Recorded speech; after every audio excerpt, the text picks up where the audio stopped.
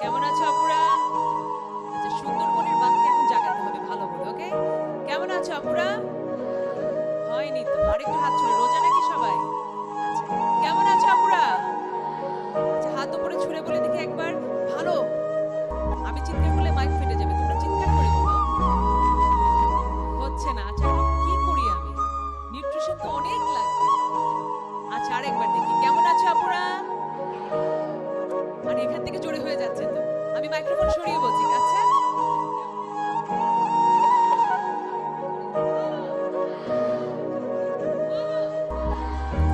বাহ, কেমন আছো আপুরা? এই তো, এটাই তোমাদের আসল কণ্ঠ। সেই কণ্ঠকে আমরা বারবার সোসাইটি এবং সবাই মিলে করি কি, নিচু করে রাখি। আমরা বলি মেয়েরা একটু নিচে কণ্ঠে কথা বললেই ভালো, মেয়েরা একটু জোরে না হাসলেই ভালো, কিন্তু সবগুলো ভুল কথা। পৃথিবীর সবচেয়ে শক্তিশালী কথা হচ্ছে দন্তের নয় আকার। জোরে বলো তো দেখি। না, আরো জোরে। 1 2 3। না না না। আচ্ছা, দেখি আমার মতো ছন্দে বলতে পারো কিনা। না না না না না। হাত উপরে। না না না না না। সবার হাত উপরে। না না না না না। শিশু বিয়ে আর না। না না না না না। শিশু পেটে শিশু আর না। না না না না না। অপুষ্টি আর না। No no no no no.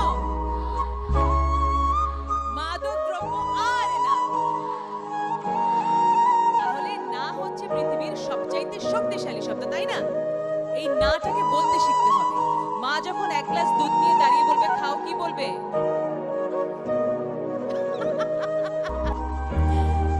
না আম্মু, খাবো না বলবে? আচ্ছা, তখন একটা ডিম সিদ্ধ, সিদ্ধ ডিম গন্ধ, খাবো না বলবে? না, না বলতে হবে অসৎ বিষয়কে, খারাপ কাজকে, এফটিজিংকে, বাল্য বিবাহকে, অপুষ্টিকে। আর হ্যাঁ বলতে হবে বাকি পৃথিবীর সব সুন্দর। আজ এই মঞ্চের সূর্য আসন যিনি অলংকৃত করেছেন, সূর্য প্রতিম ব্যক্তিত্ব ডক্টর গহর রিজভী, এত বিনয়ী আমি অবাক হয়ে দেখি। এবং আমি আমার শিক্ষকের কথা মনে করি, সিস্টার মেরি।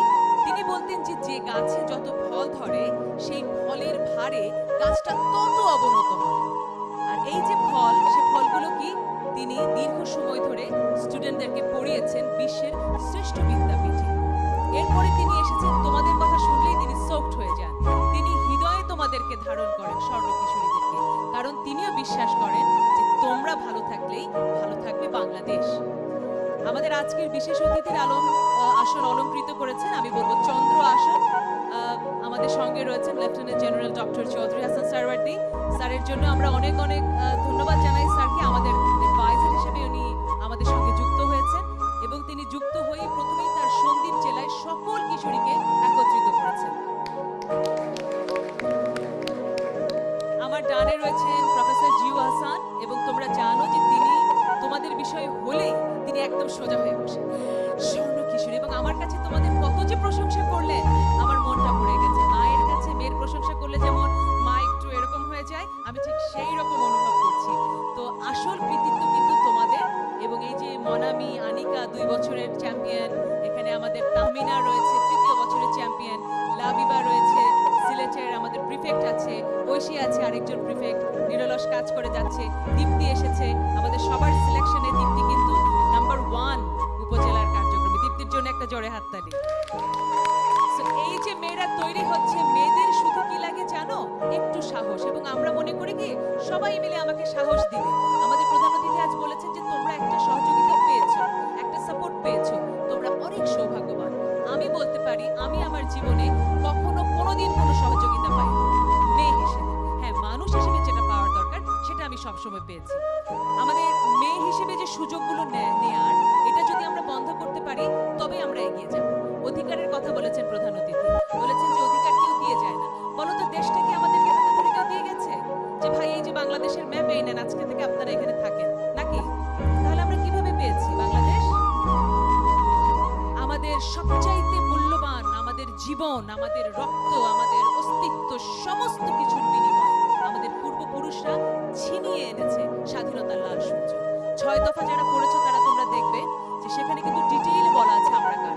আমাদের সংবিধান যারা, তোমাদেরকে পকেট সংবিধান দেয়া হবে, কারণ এই সময় থেকে তোমরা সংবিধান পড়বে।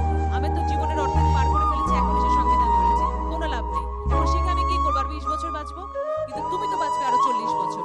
তোমাকে দেশ সম্পর্কে জানতে হবে। সেই সংবিধানে তুমি গর্ব অনুভব করবে।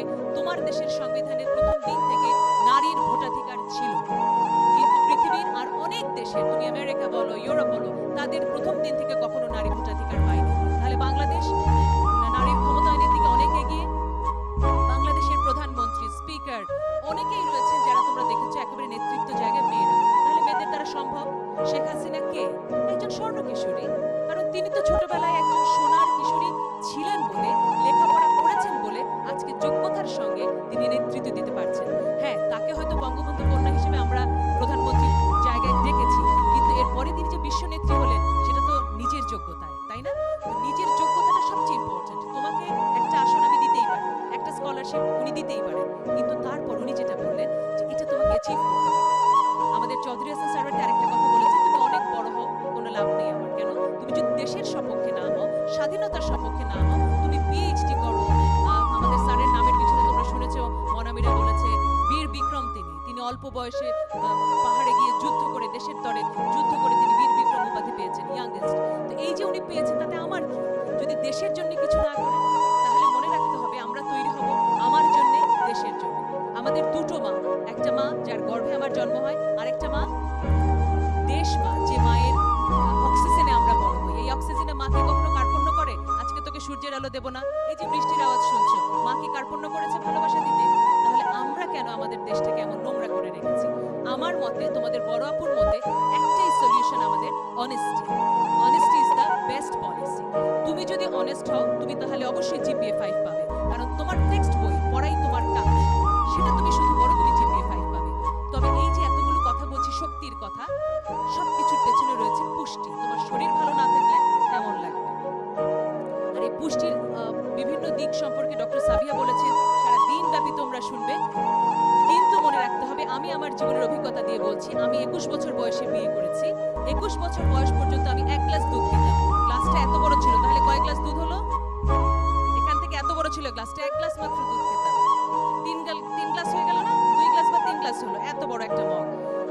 কিন্তু আমার যখন বিয়ে হলো, আমি শ্বশুরবাড়ি যাওয়ার পর থেকে আর 1 গ্লাস দুধ খেতে পাইনি। এখন আমাকে বলবে আমাকে কি মেরেছে, কেটেছে? সেটার চেয়ে বড় কথা, সামাজিকভাবে এমন একটা জিনিস তৈরি হয়, বিয়ের পরে মেয়েরা শ্বশুরবাড়ি থেকে ওই যে ফ্রিডম, ওই যে আম্মু আমাকে দুধ দাও, ডিম দাও। ছেলের বউ দুধ খায়, ডিম খায়, কেমন না? কিন্তু ছেলের বউ কি মানুষ না? তাকে তো দুধ ডিম খেতে হবে। তাহলে বাল্য বিয়ে যে করছে, আমি 21 বছর বয়সে যে দুধটা